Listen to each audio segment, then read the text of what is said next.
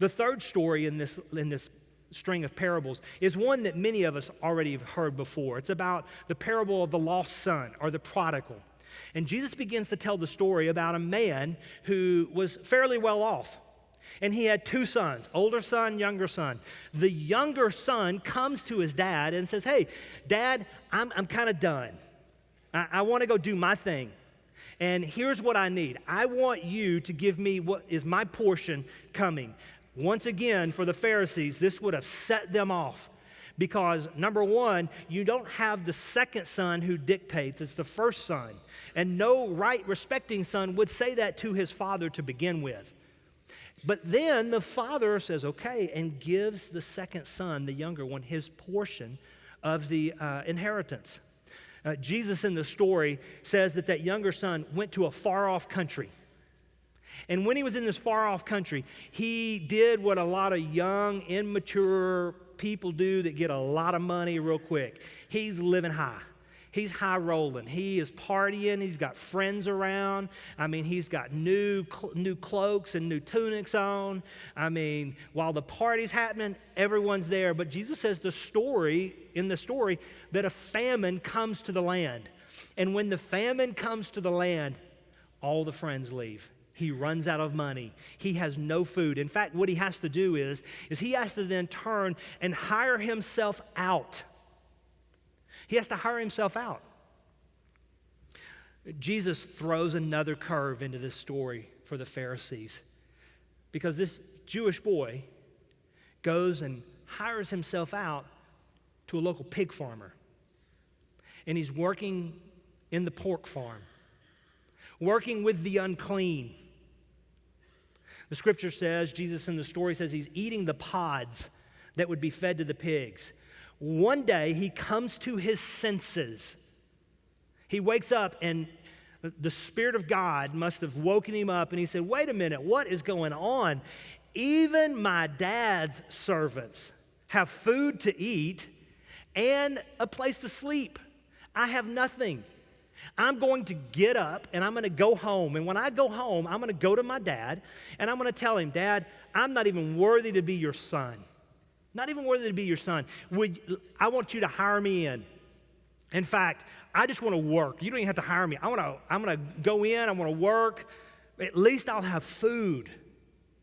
So he gets up and he takes off. And the scripture says that the father, the dad in the story, had been watching, scanning the horizon. And as he saw the son, folks, I want you to hear this.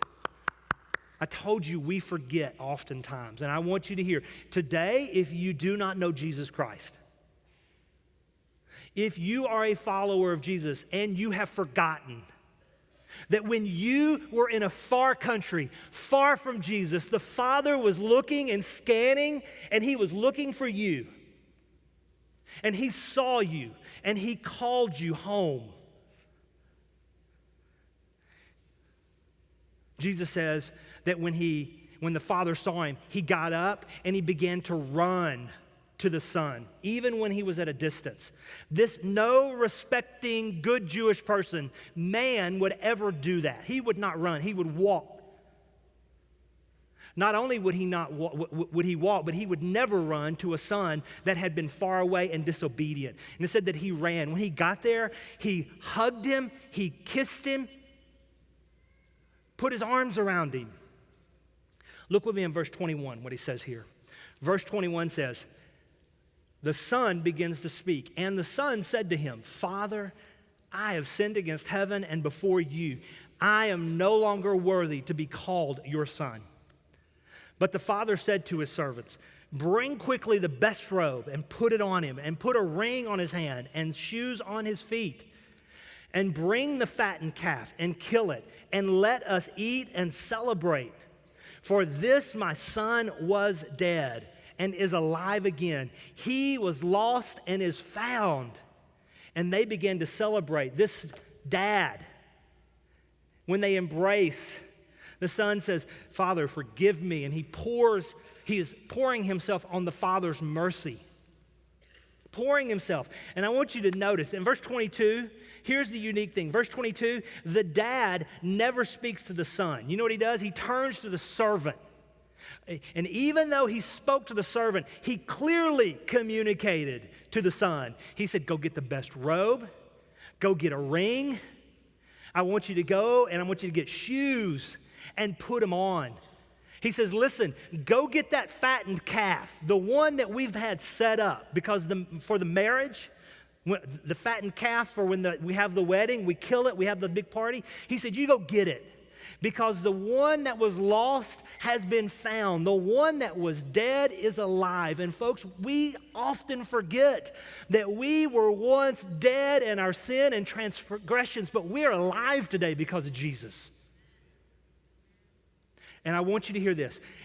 Even though the older son had stayed, it wasn't about the one that had stayed. It was about the one that was lost and is now found.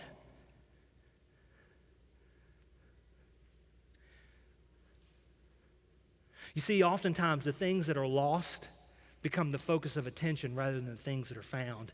And I've had to confess this week that God, I've been way too focused in my own life on those things that are found rather than on the things that were lost. And God, would you forgive me? Maybe you found yourself in that position also.